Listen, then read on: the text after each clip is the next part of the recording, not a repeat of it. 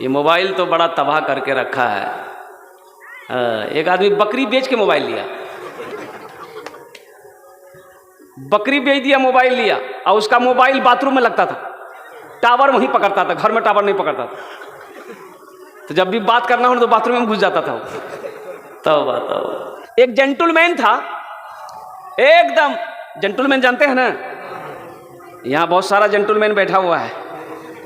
हाँ, T shirt pant खड़ा होकर पेशाब करता है, इसको बोलते हैं जेंटलमैन।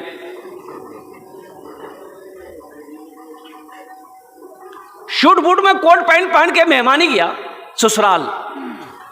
एक बुढ़िया ना, उसका बेटा परदेश में रहता था, ये खत आता है जगह। पहले जमाने में, अभी तो मोबाइल है ना, अभी वायरलेस है, मोबाइल है, पहले जमाने में मोबाइल नहीं था। हम लोग जब पढ़ते थे बनारस में, आगरे में, लखनऊ में, तो खत जाता था, खत लिखते थे, खत जाता था, खत पाते थे हम लोग।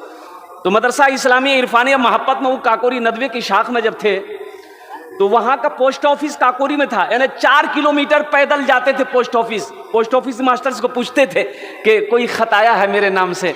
बच्चे लोग, हम लोग पूछते थे कि जिनका कि मेरे नाम से कोई खत आया है, तो किसी का खत आता तो खत दे देते, नहीं आता तो बोलते नहीं, अभी तक कोई खत नहीं आया। पैसा मनी ऑर्डर से जाता था, 200 रुपया 100 रुपया उस वक्त जाता था। 2 महीना 3 महीना का खर्च 100 रुपया 200 रुपया हुआ करता था। अभी तो मोबाइल है, वायरलेस है, अल्लाह अकबर कबीरा। व्हाट्सएप पे बात कर लो, फेसबुक से मैसेज दे दो, और इंस्टाग्राम से मैसेज दे दो। एक बुढ़िया खत लेके दौड़ी, देखा लड़का शूट बूट में है, पढ़ा लिखा लड़का होगा। बेटा बोला कि बेटा ये खत मेरा पढ़ दो जरा सा, क्या लिखा है। ये लड़का खत को खोला, अब खोल के देखने लगा, देखते देखते रोना शुरू कर दिया, सारों कतार रोने लगा। बुढ़िया घबराई कि लगता मेरा बेटा को कुछ हो गया, बुढ़िया रोने लगी। अब वो बुढ़िया के साथ बुढ़िया की बेटी आई, वो रोने लगी। अब वो पड़ोसी जो जमा हो गए, सब रोने लगा, सब रो रहा। तो सब पूछा कि भाई इसमें लिखा क्या है, बेटा बीमार हो गया कि मर गया, तुम रो कह रहे हो। तो नौजवान वो अपने आंसू को पोंछा, बोला अरे आप लोग मत रोइए। बोला फिर तुम कह रो रहे हो, खत में क्या लिखा। बोला खत में सब खैरियत लिखा है, लड़का आपका बहुत अच्छा है, वो पैसा भेजा, तो फिर तुम रो क्यों रहे हो। तो नौजवान बोला रो इसलिए रहे हैं कि हमें पढ़ने नहीं आता, हमें पढ़ना नहीं आता, इसलिए रो रहा हूं कि काश उस वक्त बचपने में पढ़ लेते, लिख लेते, तो आज ये शर्मिंदगी उठानी नहीं पड़ती। इसलिए मैं अफसोस से मैं रो रहा हूं कि काश मैं पढ़ा लिखा होता तो इस खत को पढ़कर आपको सुना देता। इसलिए मेरे नौजवानों, मेरे बच्चों, तालीम हासिल करो। एक बात याद रखना, बगैर तालीम का कोई गुजारा नहीं है। इल्म नहीं है, अच्छा बगैर इल्म का आप खुदा को भी नहीं पहचान सकते ना, अल्लाह को नहीं पहचान सकते आप। अल्लाह का पैगाम क्या है कि इतनी मोटी किताब, इतनी मोटी किताब, इतना, वो समझ लीजिए कि पैगाम वो जो है, इतना बड़ा पैगाम अल्लाह ने जो भेजा है कुरान की शक्ल में। भाई कभी आपने कोशिश किया कि भाई इसको हम सुने तो सही, अल्लाह का पैगाम क्या है। अच्छा एक बात बताइए, जमीन के बारे में अगर आपको कोई कागज मिल जाए पूर्णिया से, इंग्लिश में लिखा हो कि आपके जमीन कहीं से कुछ गलत है, ये जमीन आपको छोड़ना पड़ेगा, वो कागज आपके हाथ में मिल जाए, तो आप क्या कीजिएगा, वो कागज को पढ़ा के सुनिएगा कि नहीं छोड़ दीजिएगा। बोलिए भाई, सुनिएगा ना। कोई दलील अगर गड़बड़ा जाए जमीन का, तो फिर आप कितना परेशान होइएगा। ये वकील को पकड़ो, वो मुंशी को पकड़ो, ये पढ़ा लिखा को पकड़ो, ये मास्टर साहब को पकड़ो, अरे जल्दी हमको सुनाइए इस पेपर में लिखा क्या है। जमीन वाली बात है, संपत्ति वाली बात है, दौलत वाली बात है, खेत वाली बात है, जरा हमको इस पेपर को पढ़कर सुना दीजिए कि आपने कभी सोचा कि अल्लाह ने जो ये कुरान भेजा है, इसमें क्या अल्लाह का पैगाम है, क्या अहकाम है। कभी आपने कोशिश किया, दरअसल पढ़कर, पढ़ने नहीं जानते तो सुने तो सही क्या लिखा है, कभी कोशिश किया। अल्लाह पूछेगा नहीं भाई, अल्लाह पूछेगा कि नहीं भाई। कुरान का हक यह है कि उसकी तिलावत किया जाए, उसके ऊपर में अमल किया जाए। कुरान का हक यह है उसको पढ़ा जाए, उस पर अमल किया जाए।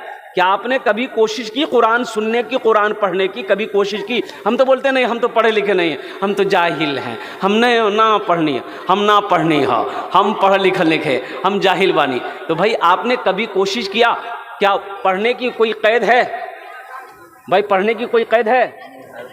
एक बहुत बड़े मुहद्दिस गुजरे, बकरी चराते थे, बकरी, और उनकी जो बीवी थी ना, बड़ी गर्म मिजाज की थी, वो अहमियत ही नहीं देती थी। ये जाहिल थे, बेचारे जाहिल थे, बकरी चराते थे, उसी से घर की परवरिश होती थी, रोटी रोजी का, लेकिन बीवी अहमियत नहीं देती, बड़ी दिमाग की गर्म। एक बार बैठ करके खाना खा रहे थे रात में, बीवी को गुस्सा आया, एक चम्मच उठाई, मारी चम्मच सर में, खून निकल गया। बड़ा गुस्सा आया, लेकिन गुस्सा तो आया, लेकिन कुछ कर नहीं सकते। वो उठे वहां से और घर से निकल गए, और उसके सुबह होके कल होके सफर करना शुरू कर दिए। बगदाद पहुंचे। बगदाद पहुंचने के बाद मदरसे में गए।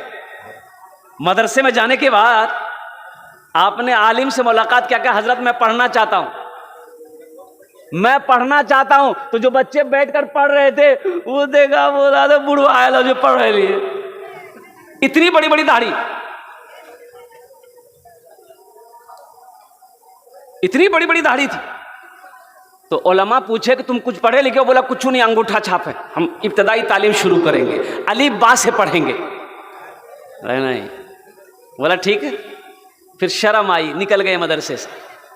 प्यास लगी, एक कुएं के पास गए, देखा एक औरत पानी निकाल रही थी, रस्सी डोल से, रस्सी से कुएं से पानी निकाल रही थी। तो देखिएगा, वो रस्सी के घिसने से वो जो कुएं का पाट होता है ना, पत्थर का होता है ना, वो उसमें निशान लगा हुआ था। बुजुर्ग को समझ नहीं आया। ये अल्लाह वाले ने पूछा उस औरत से कि बेटी ये निशान कैसा निशान है? किसी ने काट दिया पत्थर को? बोला नहीं बाबा, हम लोग रोजाना पानी निकालते हैं ना, ये रस्सी के घिसने की वजह से, रस्सी के सटने की वजह से ये पत्थर में निशान पड़ गया है। तो सोचने लगे कि एक रस्सी कमजोर सी है, एक पत्थर को काट सकती है, तो हम पढ़ क्यों नहीं सकते? हम जरूर पढ़ेंगे। फिर मदरसे में दोबारा गए, कहा कि हजरत आप मेरा दाखिला ले लीजिए, मैं पढ़ना चाहता हूँ। अल्लाह अकबर कबीरा, कुर्बान जाओ। ओह, वो अल्लाह के बंदे दाखिला ले लिया, पढ़ना शुरू किए। 40 साल की उम्र में पढ़ना शुरू किए। जानते हैं, बहुत बड़े मुहद्दिस बने, किताब लिखी। पढ़ने की कोई उम्र कैद नहीं है, आप भी पढ़ सकते हैं। मैं तो कहता हूं कि मौलाना कासिम नदवी साहब ने जो ये मदरसा खोला है, जो ये पब्लिक स्कूल खोला है, कि आप रोजाना 15 से 20 मिनट नहीं निकाल सकते? ये अफसोस का मकाम है कि मुसलमान हो, कुरान पढ़ना ना जानता हो, मुसलमान का बच्चा हो, कुरान पढ़ना ना जानता हो, मुसलमान की बच्ची हो, कुरान पढ़ना ना जानता हो। ये अफसोस, सद अफसोस। अच्छा, जब इंतकाल हो जाएगा तो कब्र में जब फरिश्ते सवाल करेंगे तो वो अंग्रेजी में करेगा? अरे बोलो ना भाई, हैं? अरे बोलो ना भाई, बोलो ना। अरबिया में करेगा कि उर्दू में करेगा? हिंदी में, संस्कृत में, अंग्रेजी में? कुछ चलेगा? तुम अरबी में सवाल होगा, मन रब्बो का, तुम्हारा रब कौन है? तुम क्या कहोगे? नहीं, हम अरबी कहाँ पढ़े, हम तो अंग्रेजी में बोलेंगे। फरिश्ता कहेगा। तो इसलिए मेरे नौजवानों, कुरान पढ़ो, कुरान पढ़ो। खैरुकुम मन तअल्लमल कुरान व अल्लमहु, अल्लाह के रसूल इरशाद फरमाते, तुम में सबसे बेहतर वो है जो कुरान सीखे, दूसरों को सिखाए।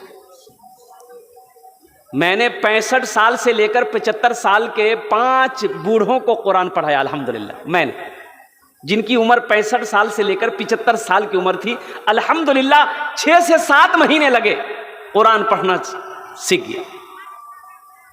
अब मेहनत करके तो आप मोहब्बत, देखिए कुरान ये कहता है कि तुम जो हमसे मोहब्बत करता है, जो मुझे सीने से लगाता है, जो हमसे मोहब्बत करता है, जो मुझे सीने से लगाता है, हम उसको जमीन की पस्ती से उठाकर आसमान की बुलंदी पे पहुंचा देते हैं।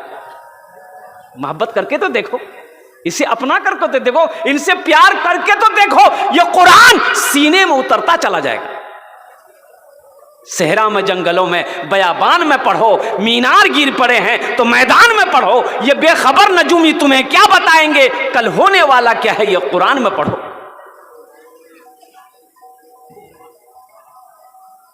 दुनिया कुरान को पढ़कर साइंसदान बन गई। लोग कुरान की उंगली पकड़कर चांद पर पहुंच गया। और कुरान मेरे लिए आया था, आज हम भटक रहे हैं। आज मेरे घर में बरकत नहीं है, जानते क्यों नहीं है? हम शिकायत करते हैं, हजरत मेरे घर में बरकत नहीं, दुआ कर दीजिएगा। उलझन बहुत है, परेशानी बहुत है हजरत, परेशानी बहुत है, घर में सुकून नहीं है, घर में चैन नहीं है हजरत, दुआ कीजिएगा। चैन वाली किताब थी, तुमने उसे तिलावत करना छोड़ दिया। बरकत वाली किताब घर के अंदर में रखी हुई थी, तुमने उसे पढ़ना छोड़ दिया। अल्लाह अकबर कबीरा। इसलिए मेरे भाइयों, मेरे नौजवानों, मेरे बच्चों, मेरी माँ बहनें जो यहाँ पर आई हैं, मैं उनसे भी गुजारिश करूँगा कि खुद कुरान पढ़ो, अपनी बेटियों को भी कुरान पढ़ाओ, अपने बेटों को भी हाफिज आलिम बनाओ, अपनी बेटियों को भी आलिमा बनाओ।